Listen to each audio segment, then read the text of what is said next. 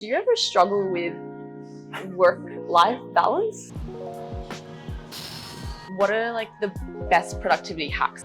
Nice. Oh. When you think about trusting the process, Okay, Jacob, so the last time I saw you, you were at one playground and then you left for a full-time job, but at the same time, you were still super consistent with your training. You were consistent with not just one social media channel, but multiple. You were traveling. What did your day-to-day look like back then? is this at one playground or while I was training? After you left? Okay, after I left. So honestly, it wasn't too complex. I think it really just came down to time management in terms of productivity. But yeah, I was working a 9 to 5. I'd actually come here. This is my gym that I go to before work. I do my session in the morning, do my 9 to 5, and then just do whatever I can in terms of content, like outside and in between all those things. Sometimes I'd save it for the weekend. Sometimes I'd save it for after work, depending on, I guess, when I was free. Yeah. How many hours would you say, obviously 9 to 5, that's set hours.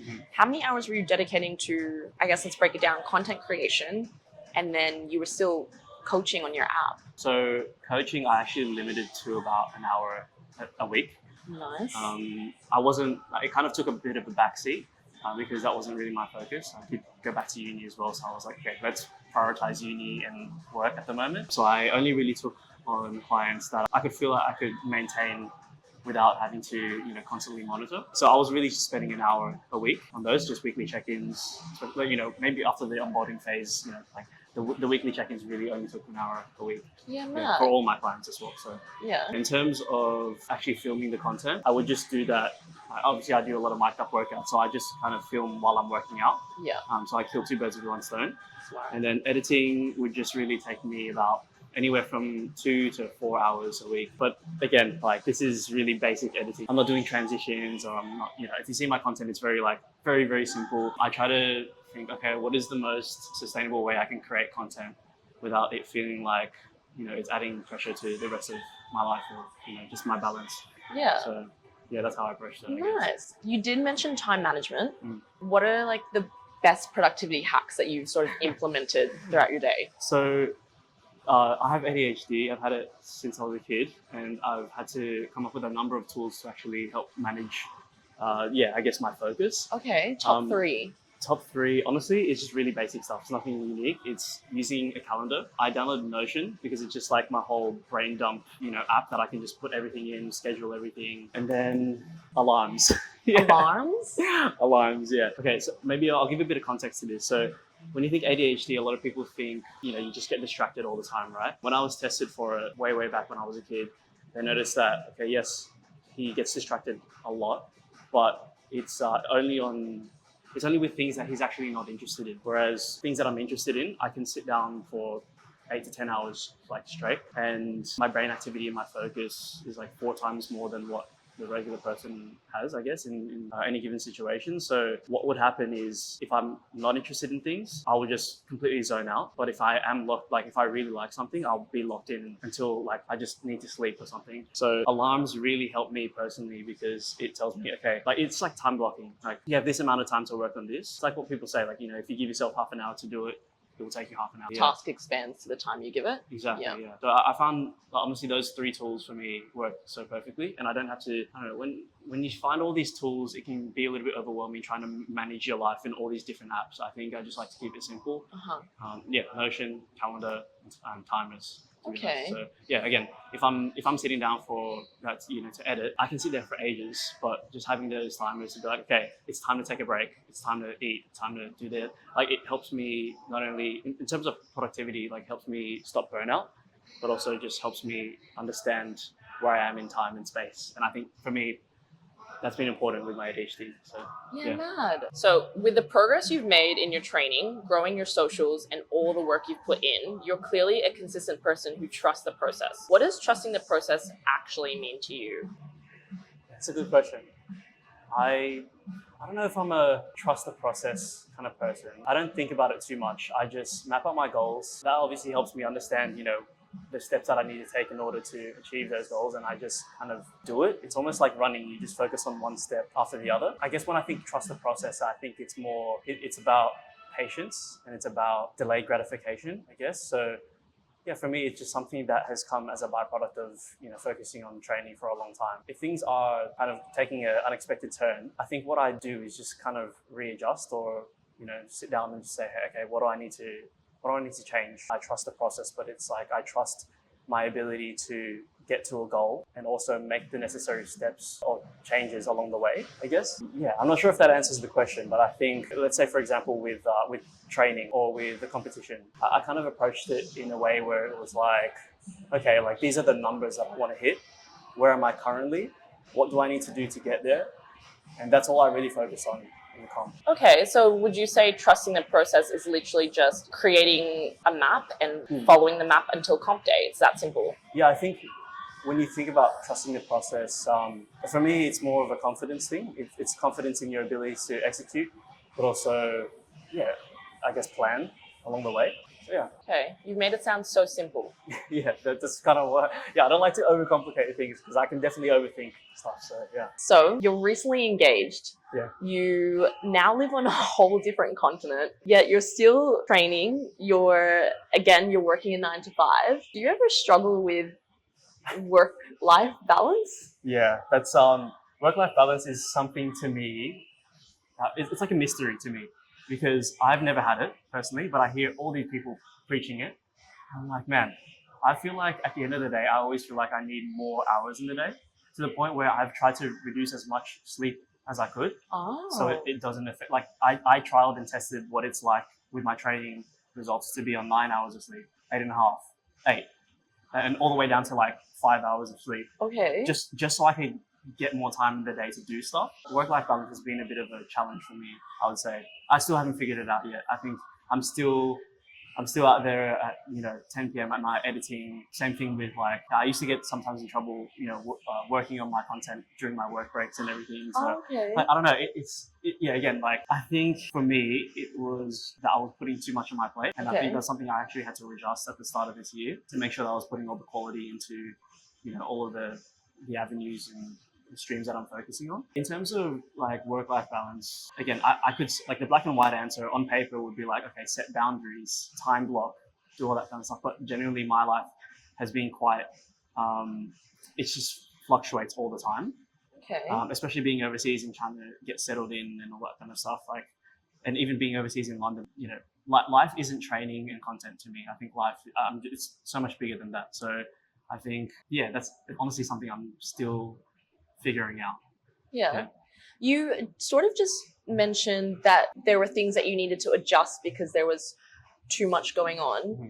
What was the thought process behind that adjustment? Like, what questions were you asking yourself? Were you looking to prune? Were you looking to scale? What did that look like? So I read a book called Essentialism.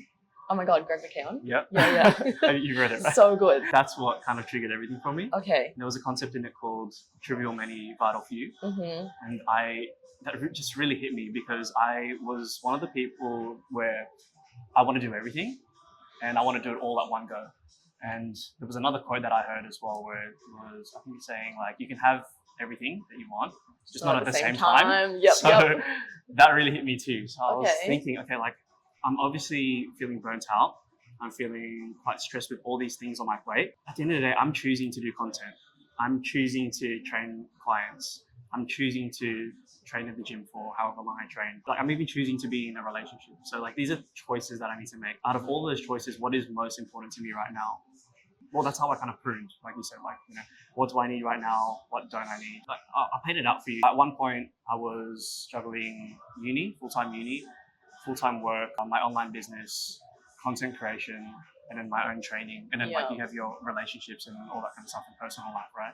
So it was kind of a lot to juggle. I could say that like I was doing it, but it was just to the detriment of like my mental health at some certain times. I wasn't at a bad place. I was just like mental load still adds up. Yeah, exactly. And I think it's one of those things where, if you really focus on all of these things at once, you're just going to spread yourself really thin. And I think that's what I was seeing. Like I wasn't progressing as much in my training. I wasn't progressing with my business, my online business.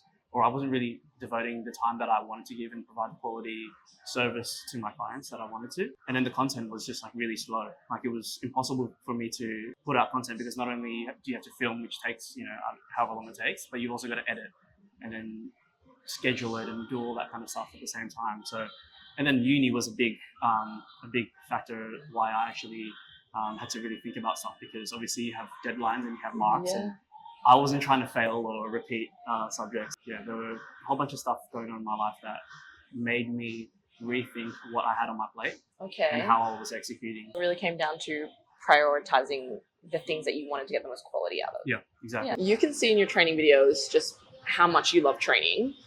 What do you like or even love about calisthenics? I think the skill aspect of it, for sure. That pursuit of certain skills. You know how long it takes to achieve certain skills. It takes a lot of grit and work. You can't just kind of accidentally do a handstand push-up. You know what I mean?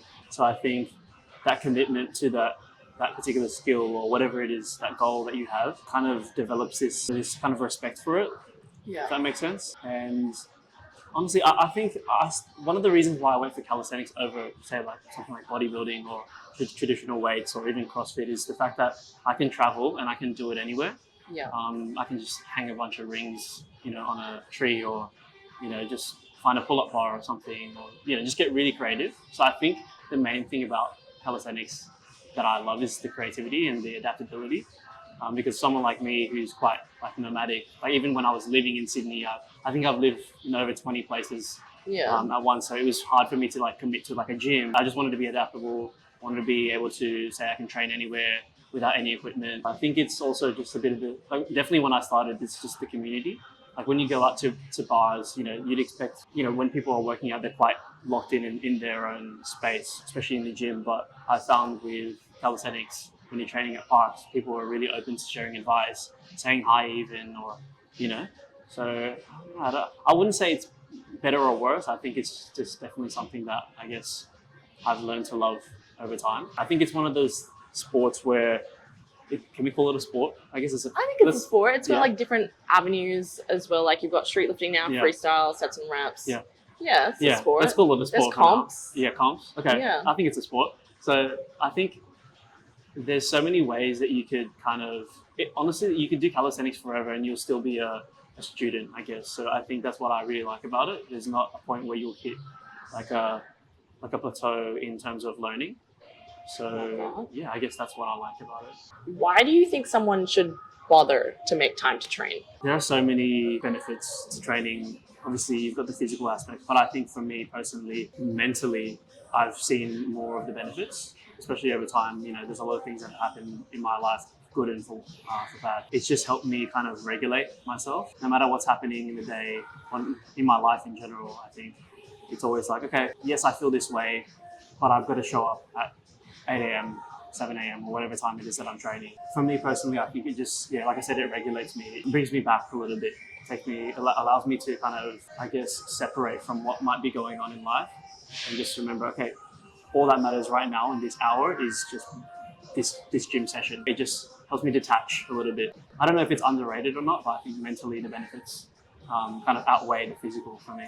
Yeah. Because, I'm not the biggest dude and I can't do the most impressive skills, but I think when it comes to my mentality, that's where I kind of exceed, I guess, the average person. So, yeah. Do you ever get demotivated at all? I'll probably answer this differently. Okay. You get demotivated most of the time. Yeah. My motivation is quite fleeting, especially when it comes to training. And even still, like, I do have goals and I've set, the plan and everything, but sometimes you can just get stuck in the motion of doing things. I think for me, it's to understand that motivation is fleeting, but you'll do it anyway. Yeah. Again, it's just having that mentality to show up even when you feel like you don't need to. What gets you to show up even when you don't need to? The PT in me goes, find a strong enough why to do it, or have those goals. But honestly, at the end of the day, it's just discipline. Yeah, I couldn't say there's a thing that makes me show up. It's more just like just who you are. I know it's good for me, and yeah, exactly. It's kind of like I don't question why I brush my teeth in the morning. It's just like I know it's good for me.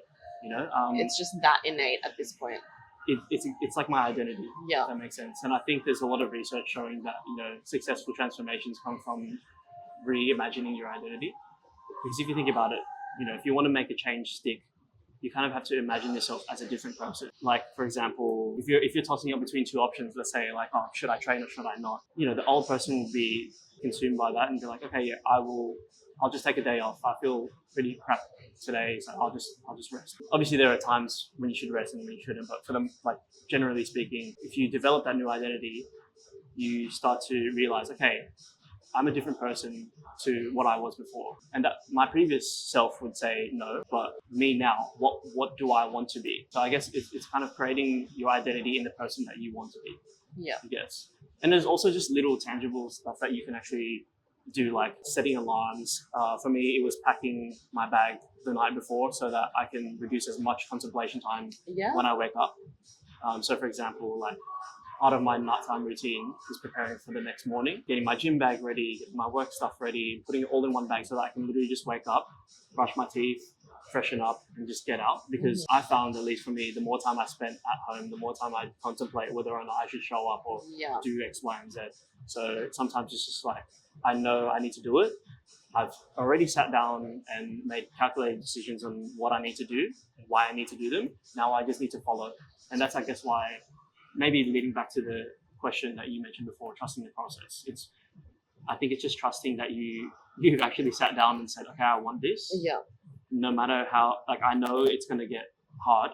You know, life just happens. It ebb and flows like that. But ultimately, deep down in my core, I want this, despite how I'm feeling right now. So from travel to training to your hobbies to even fashion, you seem to enjoy creating content. Have you always been a creative person with creative hobbies? Yeah, actually, before I found fitness, I only found fitness like pretty late in my life, like around 19. I was always involved in sports and whatnot, but I was actually like, I thought I was gonna have a music career or like an art career, to be honest. Yeah. So I've been playing drums ever since I was 2 years old. Yeah. And I've also been just drawing. Like, I was one of those kids, like, just always in their notebook drawing stuff, like observing stuff. So I did that in Europe as well when I was a kid, and I don't know, it was just my thing. Like, I'd love to draw while I was watching TV and all that kind of stuff. All the way up until like from kindergarten to year 12, I did music and art, and I majored in those. Yeah. I was doing pretty well in them at the time. I genuinely thought that was going to be like my life. Yeah. And then when I graduated, like, things kind of took a bit of a turn. So yeah, my first uni degree outside of graduating year 12 was media arts and production. Same. Really? Yeah. Wait. At UTS? No, I did that in Canberra. Oh, okay. Yeah, that's like crazy. What? Yeah. It was communications in media arts production. So I did a lot of like filming, editing, producing. So you had a creative background as well? Yeah. Really? Okay. Yeah. Has that like translated in like what you do now? Or? I think I would have said no if I hadn't met more PTs. And now that I've met more PTs and started talking to them about the process of marketing and content creation and even just filming and sharing, that's something I've always done. Like when I was younger, I was the kid that had the long Snapchat story. Right. I was talking to my camera before it was even a thing. Yeah. So maybe for me, that was just super normalized in my degree and what I did. And then I went to fitness and I was like, yep, I still want to share all of this. And my friends have said they're interested in that. So I'm going to keep sharing. And then obviously now I would say personality wise, it's definitely translated. But I think my abilities just got better over time. Yeah. But obviously my interest in it is what makes me want to get better at it. Yeah, okay. So yes, it has This translated. is all making sense because before we started recording, you were telling me that you use Adobe Premiere, right? Yeah. I'm like, you don't accidentally use Premiere. Like, you need to know what you're doing with Premiere, right? I try to convert people to Premiere and they're like, this is so hard. I'm like, what are you talking about?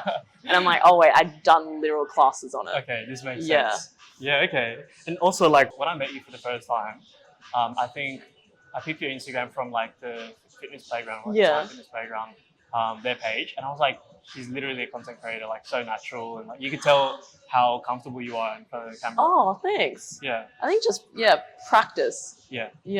But I never thought of it as practice. It was just something I always did. Yeah. Okay. Wow. I did not know that. Yeah, I think I talk more about it now, but I think it's like not something I think people just assume like, oh, you do fitness and nowadays Instagram is part of fitness. Yeah, right. And that's how you came across it. Yeah. But I think I always made little movies with my friends. Yeah. That's actually cool. What do you enjoy the most about content creation? I enjoy so much about content creation. I think it's just like when you put something together, the end product, and it just looks beautiful, or it just like comes together like you planned it. There's something really satisfying about that. Yeah.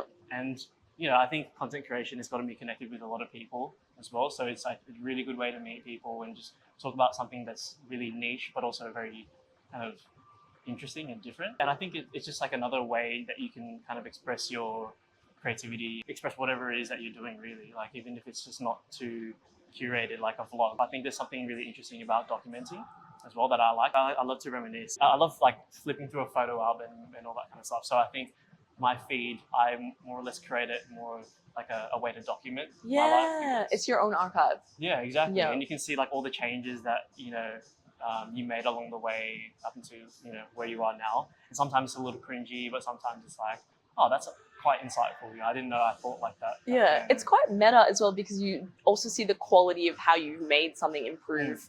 So not only are you seeing like, I guess specifically right now for us, it's like you watch these old videos of what our strength used to look like, but at the same time you also saw what your creativity looked like as well. Yeah. And then with the captions, like your thought process around your training and maybe around your coaching as well and how that's changed.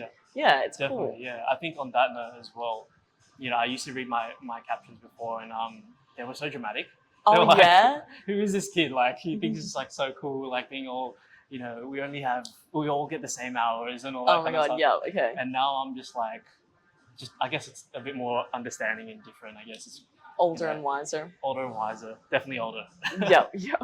To you, what makes good content? I think for me, at least the content that I enjoy is authenticity, being as real as possible. And I think that's why things like, Twitch and streaming have just blown up. Yeah. Because it's just like that unedited, raw experience. I personally like really simple content. Like C-Bum. C-Bum is a document to his Mr. Olympia. His vlogs are very aesthetic though, I feel like. Very cinematic and very aesthetic. But if you look at it, like there are no crazy, cuts or transitions and anything. Like, it looks beautiful. Yeah. But it's just so simple and raw. And that's the kind of style that I like personally, and like I like to, I guess, emulate with my content. So I got a nice camera, but I still use CapCut to edit. It's not matching up, but I think, again, I just like really authentic content. I tend to not like the really curated kind of stuff, I guess. That's why I do mic up workouts, because it's like, okay, I just set the camera up and we'll see what happens. Yeah, so, right. Yeah.